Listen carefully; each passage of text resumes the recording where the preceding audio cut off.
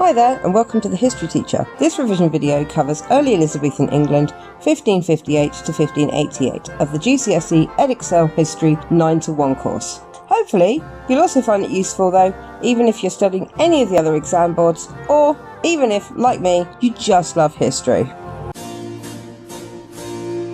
One of the most common things I hear from my students is that Elizabethan England must have been really boring, with no computers, phones or TVs to entertain them. This is far from true. The Elizabethans had lots of things to keep them occupied. Some of them are still popular today, while some have fallen out of fashion, quite often because they were very cruel. So just like everything else in Elizabethan England, what you did with your free time was largely based on your status in society. So let's have a look at what leisure activities each group took part in. Hunting was very popular with the nobility.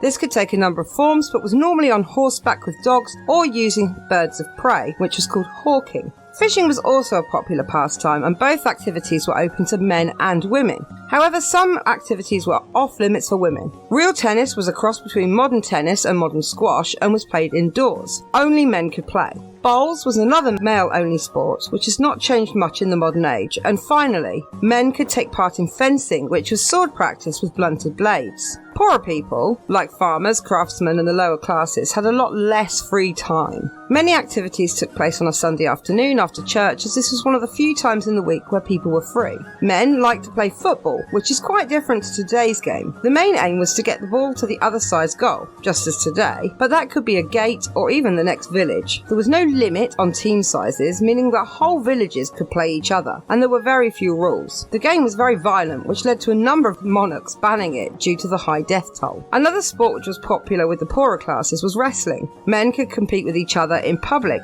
often attracting a large crowd and people betting on the outcomes. Animal fights were popular as spectator sports for all classes and genders. Baiting involved training dogs to attack bears and bulls, and bets were placed on the outcomes of the fights. Another popular animal fight was cockfighting. Special arenas were built to see the cockerels fight each other, sometimes with metal spikes attached to their claws or beaks. Again, money was bet on the outcomes. Not everything was high octane or violent though. Reading and theatre were popular pastimes. Reading was popular among the upper classes because, remember, most lower class people couldn't read. The invention of the printing press 80 years before had led to a huge increase in the literature available, but there were still classic books even then, such as the Canterbury Tales by Chaucer. Non-religious plays became really popular during Elizabeth's reign, and the Queen was known to sponsor theatre companies. Purpose-built theatres began to appear, including the Rose in 1587 and the Red Lion in 1567. This is a really good point to let you know that you cannot talk about the Globe or about Shakespeare in your exam. Shakespeare didn't write his first play until 1589, and the Globe was not built until 1595. Both of these dates are outside of the Edexcel specification, and you will not get any marks for talking about them. However, even before Shakespeare, there were popular groups of players which were funded by the wealthy and named after them, including the Queen's Men and Leicester's Men. All social classes attended the theatre, and there were different ticket prices for different seats. Admission started at about 6 pennies to stand in the groundlings, which is the area in front of the stage. If you wanted to sit down out of the rain, the prices were much higher. Fun fact for you, we get the name box office from Elizabethan theatres, where customers would place their money in a box as they entered.